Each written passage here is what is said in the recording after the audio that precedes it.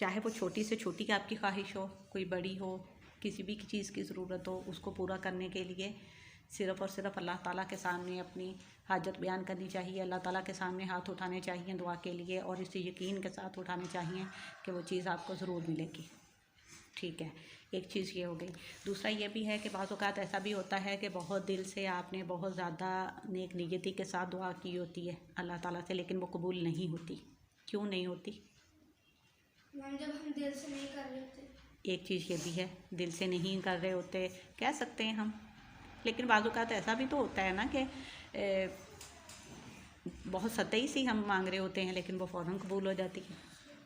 फिर ऐसे क्यों होता है? कभी सोचा आपने? तो कोई चीज़ आपको फ़ौरन ही मिल जाती है, आपने मांगी झट से मिल गई। कोई चीज़ ऐसा भी होता है आप बहुत देर मांगते रहते हैं लेकिन इसके बावजूद आपको नहीं मिलती।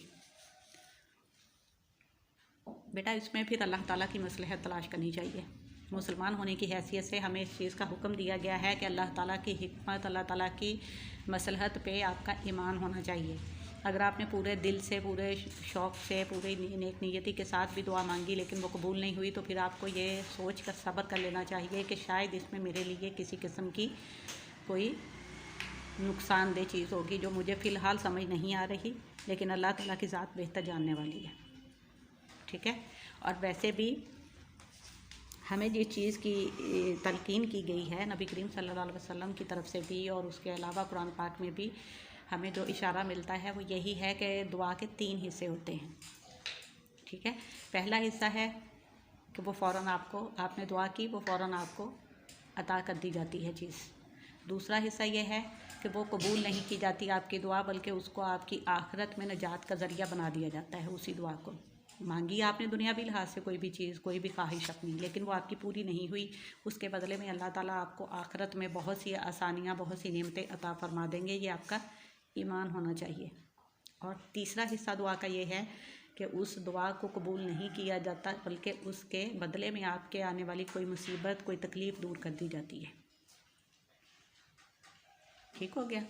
यानी ये भी हो सकता है कि आपने कोई चीज़ मांगी, कोई भी दुआ मांगी, बहुत दिल से मांगी, तो वो आपको फ़ौरन कबूल तो हो गई, आपको मिल भी गई, लेकिन उसके फ़ौरन बाद आपके ऊपर किसी किस्म की कोई ऐसी मुसीबत, खुदा ना खास्ता कोई ऐसी मुश्किल, कोई बीमारी, कोई तकलीफ़ आ गई कि वो जो चीज़ आपने मांगी थी वो आपके लिए बेमायनी हो गई फिर।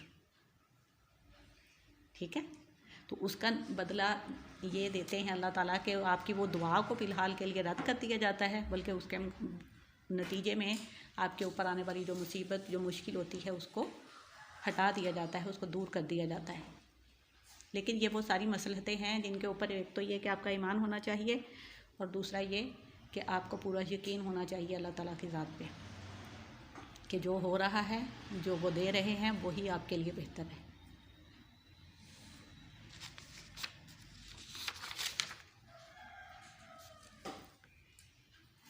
दुआ मांगने के कुछ आदाब भी तो होने चाहिए ना, क्योंकि ये देखें कोई आम सी चीज़ तो है नहीं, ये ऐसी तो बात नहीं है ना कि जैसे हम आपस में बात कर रहे हैं, या जैसे रमीस ने मूसा से पेन मांग लिया या कॉपी मांग ली, तो उसका कोई मतलब, ठीक है उसका भी अदब आदाब होता है कि आपने थोड़ा तमीज़ के दायरे में रहना है, सब कुछ मतलब एक किसी के साथ मिसबिहेव नहीं करना एक दूसरे के साथ, लेकिन ख़ास तौर पे अगर हम दुआ की बात करें तो उसके आदाब उतने ही अहम और उतने ही वो अच्छे होने चाहिए कि जितनी अल्लाह ताला की ज़ात डिज़र्व करती है। लेकिन कुछ चीज़ें होती हैं ना, कुछ चीज़ ऐसी होती है कि जो डिज़र्व करती है कि उसको वो दिया जाए, तो ऐसे ही अल्लाह ताला की ज़ात ये डिज़र्व करती है कि आप जब उसके सामने भी जाएं, उसके आगे बेशक आप हाथ भी फैला रहे हैं किसी चीज़ के लिए, तो वो भी इतना मतलब अच्छा तरीका होना चाहिए। जी